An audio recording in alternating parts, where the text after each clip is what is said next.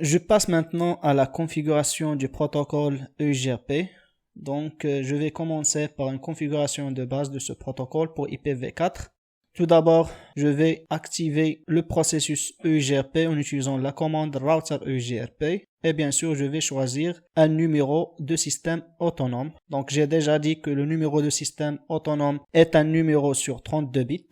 Il commence à partir de 1 jusqu'à 65 535. Donc, j'écris par exemple 1. Donc, je vais faire la même chose au niveau des trois routeurs. Donc, au niveau de R2, router EIGRP 1.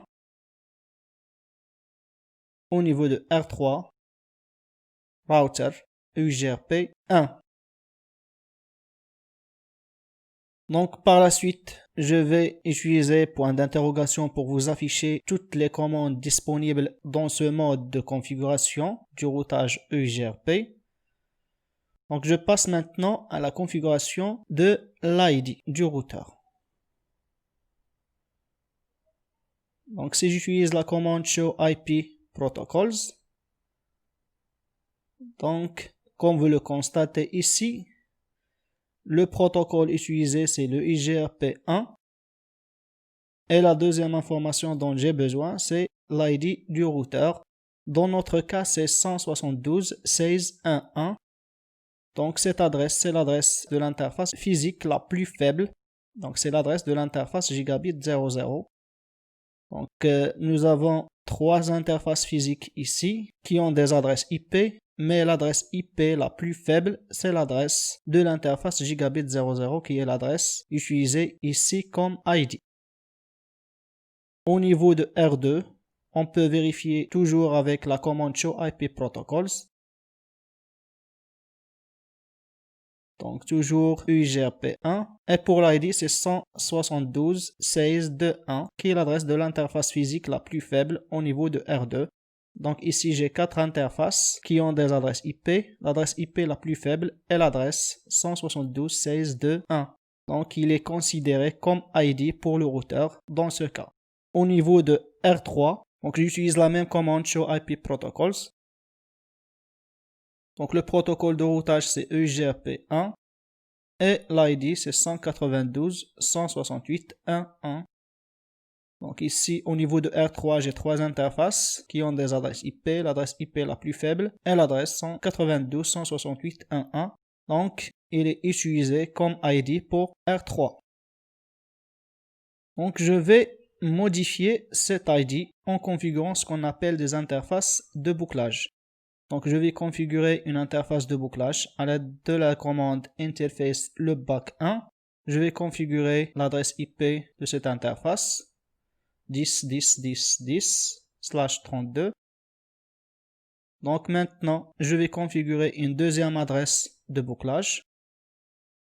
Donc son adresse c'est 11.11.11.11/32. Donc si maintenant j'utilise la commande show IP interface brief pour vérifier la configuration, c'est bon. Je peux utiliser la commande show IP protocols pour afficher l'ID. Donc l'ID c'est 10.10.10.10. Donc dans le cas de la présence des interfaces de bouclage, on cherche l'adresse de l'interface de bouclage la plus faible. Dans notre cas, nous avons deux interfaces de bouclage qui ont les adresses 10.10.10.10 et 11.11.11.11. Donc on a utilisé l'adresse 10.10.10.10 comme ID pour le routeur. On peut forcer le choix de l'ID en le configurant manuellement. Pour le configurer manuellement, nous allons entrer dans le mode de configuration du protocole EIGRP à l'aide de la commande router EIGRP1 et nous allons utiliser la commande EIGRP router ID et nous allons écrire un ID qui est composé de 4 octets, 1, 1, 1, 1 dans notre cas. Donc si vous utilisez la commande show IP protocols, donc vous allez trouver l'ID que vous avez configuré. Donc la règle pour configurer l'ID, c'est la suivante. Donc on cherche tout d'abord s'il est configuré manuellement à l'aide de la commande EIGRP router ID. Sinon, on cherche si des interfaces de bouclage existent et nous allons choisir l'adresse IP la plus faible parmi toutes les adresses des interfaces de bouclage. S'il n'y a pas d'interface de bouclage, on cherche l'adresse IP des interfaces physiques la plus faible. Donc, je configure l'ID au niveau de R2 à l'aide de la commande ugrp router ID. Donc, ici, je vais choisir l'ID 2222. Je vais utiliser la commande show IP protocols pour vérifier. Donc, c'est bon. Donc, au niveau de R3, je vais configurer l'ID manuellement à l'aide de la même commande ugrp router ID. Je vais choisir comme ID 3333.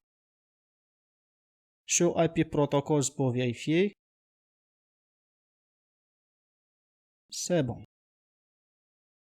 Donc, je passe maintenant à l'activation de l'envoi et la réception des mises à jour sur toutes les interfaces des routeurs de la topologie. Donc, je vais désactiver la récapitulation automatique tout d'abord en utilisant la commande No Auto Summary.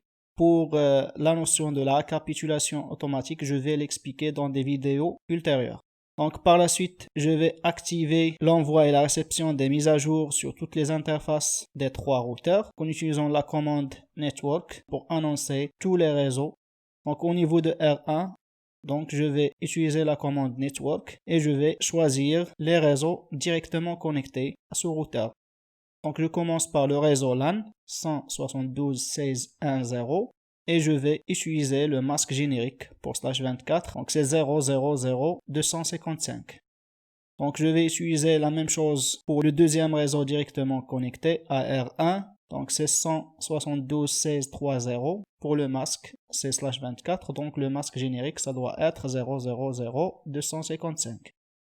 Donc il nous reste un troisième réseau, c'est le réseau qui lie R1 à R3, c'est un réseau directement connecté. Donc j'utilise la commande network 192.168.10.4. Pour le masque c'est /30. Donc le masque générique ça sera 0.0.0.3. Donc c'est bon pour R1. Donc je passe maintenant à R2. J'entre dans le mode de configuration du routage ugrp1. Je désactive la récapitulation automatique. Donc j'utilise la commande do show IP route connected pour afficher les réseaux directement connectés sans chercher dans la topologie. Donc ce sont les réseaux directement connectés. Donc je vais utiliser la commande network pour les 4 réseaux. Donc 172.16.3.0. Le masque générique c'est 0.0.0.255. Donc comme vous le constatez, un voisin est détecté. Donc c'est le routeur R1 qui a été détecté ici. Donc je vais utiliser la deuxième commande network pour le réseau 192.168.10.8/30. Ça veut dire que le masque générique 0.0.0.3. Pour le réseau qui lie le routeur R2 au routeur du fournisseur d'accès Internet, donc je ne vais pas l'ajouter ici. Donc je vais seulement me concentrer sur les réseaux de ma topologie. Donc je ne vais pas ajouter ici le réseau 172.16.2.0/24 et vous allez voir qu'est-ce qui va se passer. Donc je passe maintenant au routeur R3.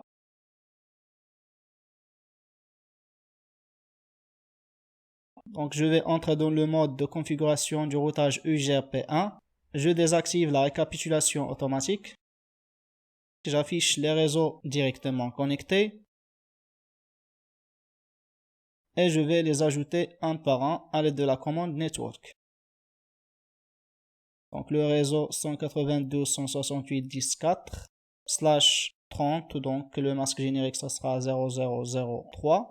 Donc on a détecté ici un voisin qui a l'adresse 192.168.10.5 qui est le routeur R1. Donc on utilise la commande network pour le deuxième réseau 192.168.10.8. Le masque générique c'est 0.0.0.3. Donc on a détecté un deuxième voisin ici qui est le routeur R2. Donc j'ajoute le dernier réseau. Donc c'est 192.168.1.0/24. Ça veut dire que le masque générique c'est 0.0.0.255. Et c'est bon. Donc je passe maintenant au routeur R1 et je vais afficher la table de voisinage à l'aide de la commande show IP ugrp neighbors. Donc ici, j'ai deux voisins pour R1, le routeur R2 et le routeur R3. Si j'utilise la même commande au niveau de R2, donc show IP EIGRP neighbors, donc les deux voisins R1 et R3 sont détectés ici. Si j'utilise la même commande au niveau de R3, donc comme vous le constatez, les deux routeurs R1 et R2 sont des voisins EIGRP pour R3. Donc je peux faire un petit test maintenant entre PC1 et PC3, c'est bon, mais entre PC1 et PC2, ce n'est pas bon.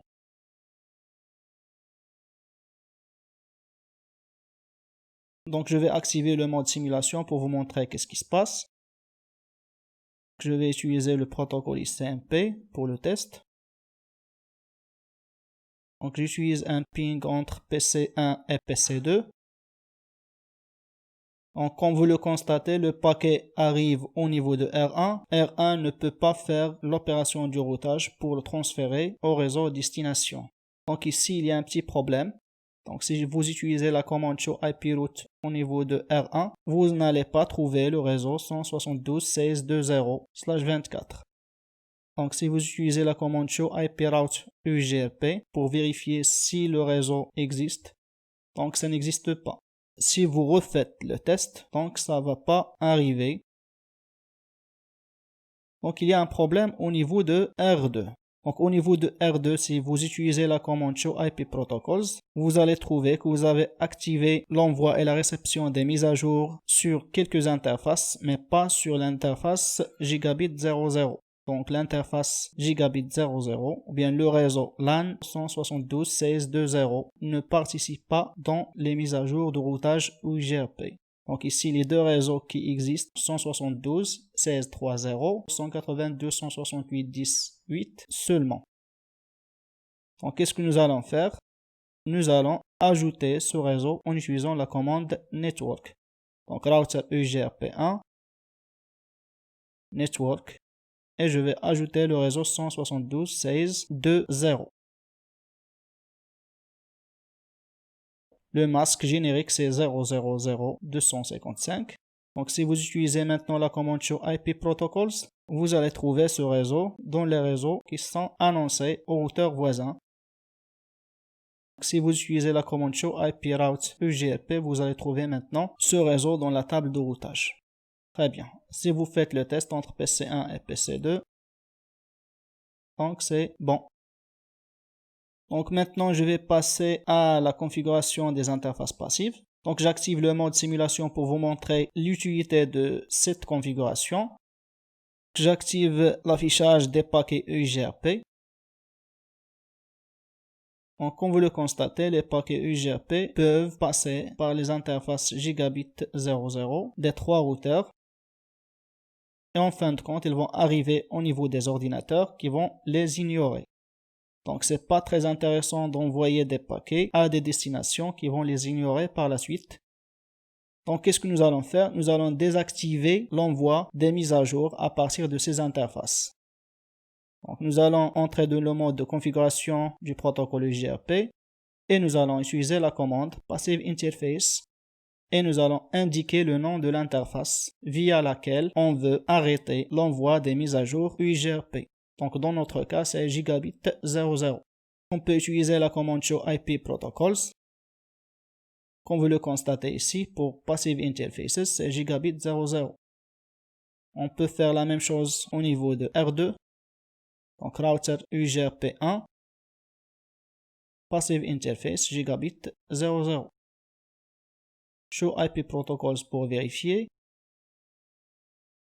Et c'est bon.